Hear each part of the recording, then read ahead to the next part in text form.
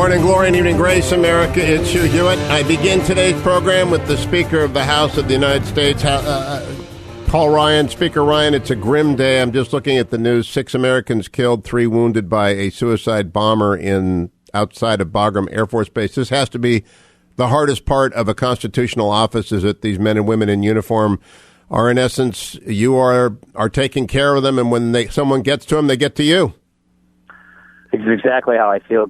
Merry Christmas, Hugh. How are you? I've been to the Bagram base a couple of times. I know exactly where that entrance is. That entrance has been targeted repeatedly over the course of this last decade. And my hearts just go out to these men and women who are there holding the line for us, and we can never forget what they do for us. I want to turn to the omnibus, Speaker Ryan. I had an old friend, Bud the contractor, one of my closest friends, and he was in the studio earlier today. He doesn't like the omnibus. And I said to him, Bud, how many times have you taken over a remodel where everything is screwed up and you're doing a kitchen and a dining room, and the new owner says, just get it done. I got people coming in for the holidays. No matter what it takes, it's over budget, it's screwed up. Just get it done. Is that what this omnibus was? Just get it done? That's a really good way of putting it, actually. I never thought about it that way. Yeah, I mean, look, you all know that I inherited this kind of a process. I hate omnibuses as well. I don't think it's the way government should work. Given that, I think we made the best of the situation. We got the military funding done the way we wanted it to get done, which was our highest priority. We got pro-life riders. We got the oil export ban lifted permanently, something we've been trying to do for decades. We got permanent tax relief for families and small businesses. We put a stop on the IRS and their ability to use the IRS as a political weapon to meddle in campaigns like they did in 2012. I can go on and on. We didn't get every win we wanted, but the wins we are still looking for, say Planned Parenthood. We've got that in our reconciliation bill, which the Senate can't filibuster. We're going to have that vote when we return from Christmas break. The Senate's going to be taking up Syria refugee legislation, which we sent over to the Senate. So we're advancing on all of the things that we believe in. I don't think an omnibus is a good approach. That's why passing this omnibus helps us get back to what we call regular order, where we are considering these spending bills individually on their own merits, one at a time next year. And that is the kind of system that we ought to have. It's the way the founders designed it, and that's what I'm most excited about getting onto early in 2016. I talked to Senator Thune last week, and he hinted to Guy Benson and me in a little noticed interview that the Senate might be considering revising its filibuster rules with regards to the appropriations process, whether the Democrats want to or not, because this is a core function of government that they filibustered all year long. Yeah, the reason we have the omnibus is they filibustered bringing these bills up this past year. And so the House had been passing appropriation bills, then the system basically came to a screeching halt, and the Senate wouldn't pass any of these things. And you're right, this is our job to do appropriations. And so it plays to their benefit to jam these bills, and that's why we've come up with a different idea and different process for making sure that we actually have what we call regular order, where we consider these bills separately. But we had to get through this particular moment in order to get that train back on the tracks, and that's where we are right now. Well, the remodel is done, and no one's going to show it off, but we look for next year. Let me look about the good part of the remodel, though, the defense budget, $25 billion. I see 11 new F-35s, 4 Reapers, 7 Growlers. You got 5 FA-18 Super Hornets, which keeps the line open, which is very important. I'm just saying, you bought a lot of necessary stuff with this bill. Same with littoral combat ships. I mean, I can go on and on with some Navy acquisitions that were necessary as well. So we basically made the defense authorization bill we passed, we matched it up with our appropriations, and this was necessary to do that. So half of this omnibus, just so you know, more than half, goes to the military, and that is something that we thought was absolutely essential.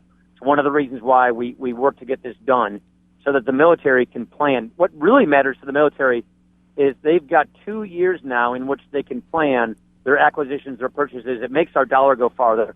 And that was the thing we really needed to provide. The military some certainty, and also businesses and families certainty. Small businesses didn't know what their taxes were going to be in the matter of weeks. Now we provided them permanent certainty. So we thought that was very necessary. Certainty for the economy, for businesses, and for our military in particular. I want to focus on that last thing, especially for the Steelers fans, Mr. Speaker. We got to slow it way down. They have been operating on a 1 year, sometime 9-month cycle. Right. Now they have a 2-year horizon on which to do acquisition, which means everything. It means not only everything. It means they can buy more by bulk. It's kind of like the Sam's Club effect but for the military. So you can buy by bulk, and you can plan your purchases going out, which is so much valuable for the military. That's one of the reasons why we thought it was necessary to get this done and then get back to regular order next year. So, look, we think we got good victories for the taxpayer. We think we got good victories for the energy markets. I mean, having the oil export ban lifted permanently, it's like having 100 Keystone pipelines, and it's really good for our foreign policy. It says to Europe, buy our oil and gas instead of Putin's. It says to Japan, buy it from us. It helps us put OPEC out of the business of controlling the world oil markets. It puts America in the lead in dominating the world energy markets, which is not good for the likes of Russia, the Middle East, Venezuela, and others. So we think it's good foreign policy. It's good for American jobs. Some estimates say that it could create as many as 1 million jobs when it's all said and done right here in America. And so that's why we used the leverage the best that we could to get these kinds of policies for our taxpayers. Now, Speaker Ryan, one of my closest friends in this business is Mark Levin. He's a true patriot. He's the Thomas Paine of our time. He's very upset with the deal. You've got a lot of conservative critics. I think it's essential that you talk to everyone and keep answering their questions, and I think you're doing that. Are you committed throughout 2016 to talk Absolutely. to your critics? Yeah, I'm talking to doing radio tomorrow morning as well. Look, I'm a fan of Mark's as well. He's particularly not a fan of mine at this point, I guess. But nevertheless, I'm actually a fan of his. There's one provision that I think has been so misconstrued, so misinformed and distorted, which is the H-2B visa program. This is a very small provision that was passed in the Homeland Security Appropriations Bill last July. It received unanimous Republican votes in the committee. It's been sitting out there in the light of day since July.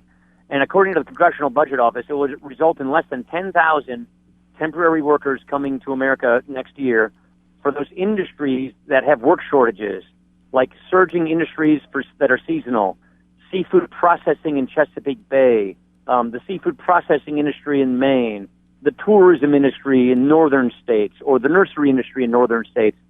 These are businesses last year that couldn't find American workers and wanted to bring the returning workers who are seasonal back so that their businesses didn't shut down. It will result in less than 10,000 workers next year, according to the Congressional Budget Office, and it's a one-year provision that was passed with unanimous Republican votes in the House Appropriations Committee back in July. And so I think people are blowing a lot of distortions through the system, rippling around the internet, saying that it quadruples or that it brings in all these new workers. It doesn't do that, but that's the problem. When you're doing such big legislation, lots of misinformation will get carried around the internet, and people base their information on that, or base their opinions on that. And so I think when you see the dust settling, when you see that the misinformation is sort of leveled with the facts, that we got the oil export ban, we got the military what they needed, we crimped the IRS, we got our pro-life riders, we got a lot of good conservative wins, not nearly as many as we wanted, but we got some good conservative wins, and we're going to pick up and start where we left off next year to keep going. Now, let me ask you, if I could give Paul Ryan, the Speaker of the House, one book for Christmas, it would be Joby Warwick's book, Black Flags on ISIS. I know the omnibus had some cyber enhancement authority in it. Did it address this growing terrorism threat in any kind of way? And I really do hope you read Joby's book. It's one of the scariest things I've read in a long time. Okay, I'll look that up, actually. Send me a message exactly the name and title. I will. It's Black Flags. You won't miss it, but go ahead. Black Flags. Okay, Black Flags. So, yes, we did the Intelligence Authorization Bill, which was a liberal senator was trying to hold up the intelligence bill over in the Senate. That's why we passed it here. The cyber bill gives voluntary reporting and information sharing so that companies cannot be hacked by the likes of ISIS as well. These are very important national security wins. These bills passed the House in the light of day on a regular order, and they're very important to get through. The visa waiver thing is the other thing we put in the omnibus bill, because a terrorist with a French passport can get on a plane in Paris today and fly here tomorrow and be here 90 days, no questions asked. This is a clear and present danger, the visa waiver program, and that's why we moved very quickly to get this done. And with respect to our Syria refugee bill, the Senate's going to be bringing that up over in the Senate. One last quick question, Mr. Speaker. This is what Mrs. Clinton said on Saturday night, cut number 2. They are going to people showing videos of Donald Trump insulting Islam and Muslims in order to recruit more radical jihadists. That's just a lie, Mr. Speaker. What are we going to do about politics that just traffics in lies? I think the fact checkers got her before the debate was over on that one. I'm pretty sure by the end of the evening, they already verified that she was just making this stuff up. So I think we all need accountability. We need to make sure that people cannot get away with just fabricating things in the public light. And that, to me, just tells you, if you want the party of national security, if you want the party that's going to be strong, that's going to take the fight to ISIS, that's going to fully and thoroughly rout and defeat and finish off ISIS, then you know what party it is. It's our party. Speaker Ryan, a Merry Christmas to you and a Happy New Year. I look forward to talking to you in 2016. Carly Fiorina is next. America, go nowhere. It's the Hugh Hewitt Show.